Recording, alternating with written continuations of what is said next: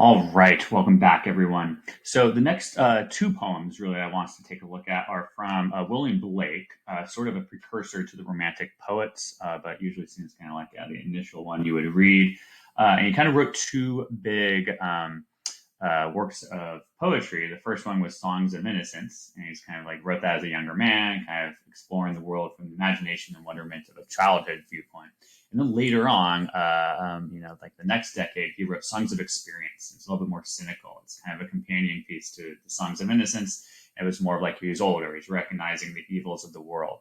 And as a poet, he often writes poetry that addresses many societal injustices that he sees in the world. So we're going to take a look. This was actually used on the AP exam. If you want to take out the 2005 prompt there in our poetry packet from the Chimney Sweeper. Let's take a look at the prompt. It says, the poems below, published in 1789 and 1794, were written by William Blake in response to the condition of chimney sweeps. Usually small children, sweeps were forced inside chimneys to clean their interiors. You can think of this as like the top of the buildings in London, right? Very dangerous job, not very good for your lungs. Read the two poems carefully, then in a well-written essay, compare and contrast the two poems, taking into consideration the poetic techniques Blake uses in each. We have the two poems right here. So again, that's kind of the prompt. Basically doing what the prompt says. But I want us to consider this these poems with our two reads in mind. So kind of like what we did with the Wordsworth poem. Let's do a first read of each poem. Let's think about what's the setting, the circumstance, and the situation. Now we already know it's going to have something to do with chimney sweeps. Little children doing this dangerous job.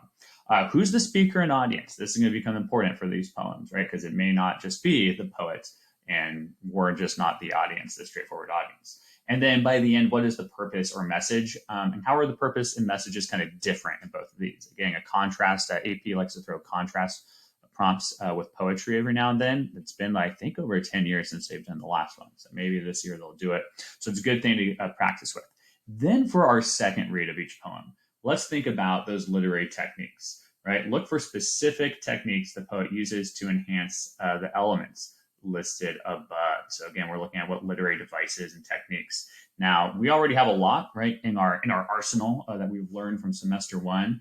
A lot of different forms of figurative language I have written up here. Again, we can go to diction and imagery, always good. We can consider illusion, again, a little bit of a tougher one. Symbolism, tone, and also syntax. And we can also consider repetition, especially when it comes to poetry. Words that are repeated, phrases that are repeated.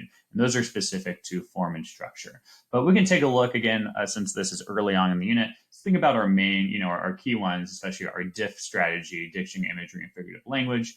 And also the tone. I think the tone is going to be a little bit different maybe in both of these. So let's take a look here at the two poems. I want to give everyone about 10 minutes here. Read through the two poems on your own, mark it up. Go through both of those categories, right? Looking at setting, circumstance, situation, speaker, audience, and purpose, message, and also looking for literary devices. So pause this video first and take about 10 minutes to do that. All right. So I'm guessing everyone's had a chance to take a look at the poetry. The two poems here. Why don't we take just a quick couple minutes here, maybe about 2 minutes, turn to your teams, share out with your teams. What did you notice? What did you write down for these three aspects of the poem? And what literary techniques stuck out to you? Do you think you would highlight? Let's just pause this video for about 2 minutes here and share with your team.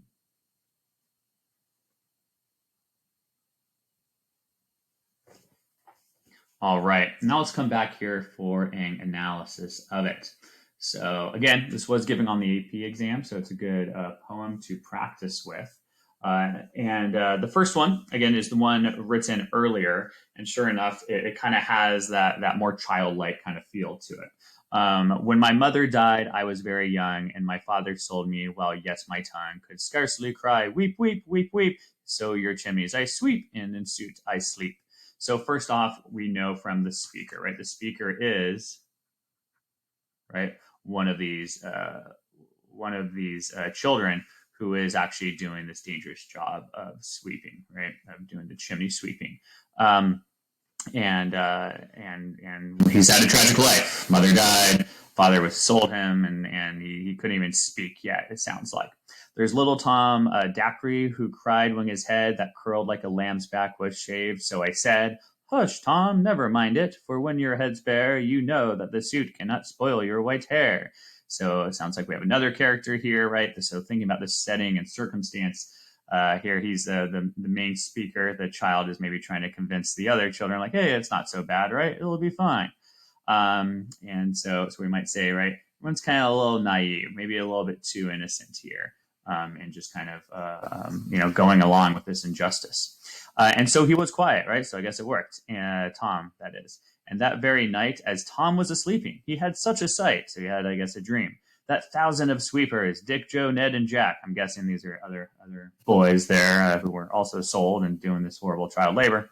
Were all of them locked up in coffins of black. So I think coffins of black, a little bit of some figurative language referring to maybe the chimneys, maybe either way, something to do with the coal that they are maybe kind of covered in. And by came an angel who had a bright key, and he'd open the coffins and set them all free, right?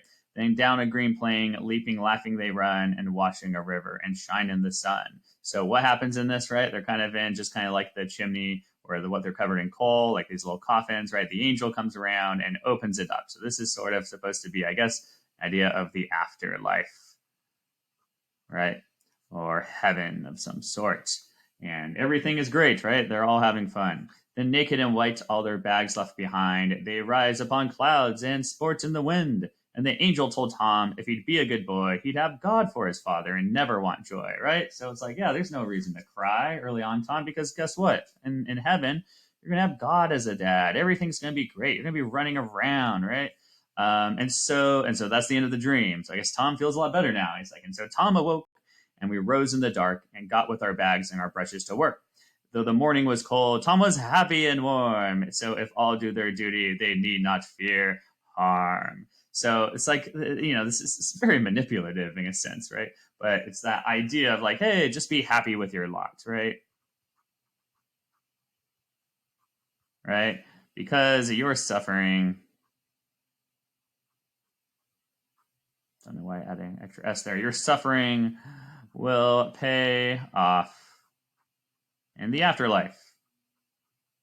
So I think obviously William Blake is trying to be sarcastic here. And that's something I would definitely talk about when it comes to tone, right? A good literary device. I'd look for elements there like, okay, how's this sarcasm kind of coming through, right? Obviously, this is very manipulative. It's quite sad, way of kind of looking at everything. From the child is innocent enough to be manipulated, right? And so the sarcasm is coming through. You also see some interesting examples of, definitely imagery is something I would talk about. You may notice, right, there's kind of this purity of the white locks and also like just how bright it is in heaven, but obviously the visual imagery being part of the coal, being in these chimneys doing this dangerous job. There's a little bit of contrast there. And then definitely, I think there's a bunch of other things you could look at as well. The point of view, right, kind of changes a little bit. You got some different dialogue. So, but those are some things I would highlight. Now, looking at the second poem, same title, but just a little bit later, right? And this is from Songs of Experience. Let's take a look at it, see how it's kind of different. William Blake will still be, he's still against what's happening here, but he's going to have a slightly different approach. A little black thing, interesting choice, among the snow, crying, weep, weep, in notes of woe. Where are thy father and mother, say? They are both gone up to the church to pray. So actually we get a little dialogue. Point of view, it seems to be this third person kind of point of view.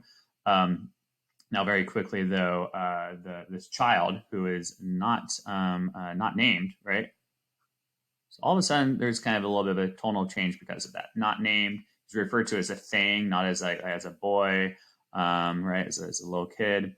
We're more distant. That's something I definitely noticed right away. There's this distance between us, right? The reader, right? A little bit from what they're going on. And again, I wonder, think about the literary devices he uses to do that. Right. So the parents have just left this black thing in the snow. And he says, they are both gone up to the church to pray. Because I was happy upon the heath and smiled among the winter snow, they clothed me in the clothes of death. Wow. And taught me to sing the notes of woe. All right. So it's a lot more straightforward, very negative. And because I am happy and dance and sing, they think they have done me no injury and are gone to praise God and his priest and king who make up a heaven of our misery.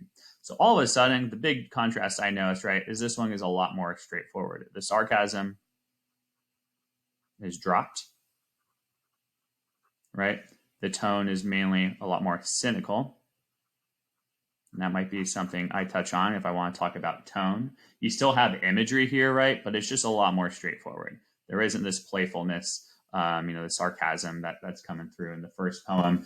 It's again, I think William Blake is writing this as the songs of experience, right? There's no, the injustice is so bad that it's like you need to just drop that sarcasm altogether, right? Instead of viewing heaven as like, oh yeah, everything will be great in heaven. Instead, now there's this. It's like, no, this is our misery here is on earth, right? There isn't a dream sequence because it's just not worth it. So a few things that again you might notice right off the bat there, which I think make the contrast even more profound. Even though obviously William Blake is still addressing kind of the same topic, I think he's still trying to get across the message that what's happening to these kids are an injustice. Again, both poems just doing it in a slightly different way. All right, great work today, everyone.